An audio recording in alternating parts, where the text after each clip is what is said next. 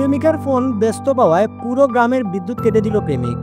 সম্প্রতি এক যুবকের অদ্ভুত রাগ প্রকাশ ঘটেছে সামাজিক যোগাযোগ মাধ্যমের ভাইরাল ভিডিওতে, যেখানে দেখা যাচ্ছে প্রেমিকার ফোন একটানা ব্যস্ত থাকার কারণে রেগে গিয়ে তিনি ইলেকট্রিক পোস্টে উঠে একের পর এক বিদ্যুতের তার কেটে দিচ্ছেন।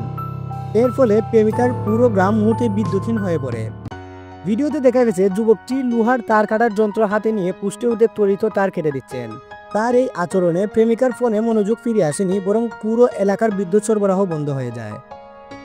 ফোন থেকে প্রেমিকার মনোযোগ সরাতেই এমন পন্থা বেছে নিলেন প্রেমীমত্ত এক যুবক। সোশ্যাল মিডিয়ায় ভাইরাল হওয়া এক ভিডিওতে এমনটাই দেখা গেছে।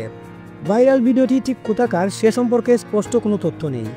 ভিডিওতে শুধু দেখা যাচ্ছে হাইটেনশন তারের পোস্টে উঠে বড় একটি লোহার তার কাটার যন্ত্র দিয়ে একের পর এক বিদ্যুতের তার কেটে দিচ্ছেন ওই যুবক। এমন ভিডিও নেট পাড়ায় কমেন্টের বন্যা বয়ে গেছে। এক নেটিজেন লিখেছেন, অনেক প্রেমিককে দেখেছি, কিন্তু এই প্রথম প্রেমের জন্য এমন পাগল প্রেমিক দেখলাম।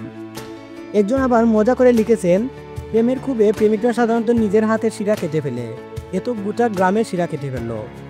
অন্য এক নেটিজেনের মতে, কথা বলে প্রেমে অন্ধ, কিন্তু ইয়ের প্রেমে এখন গোটা গ্রাম অন্ধ।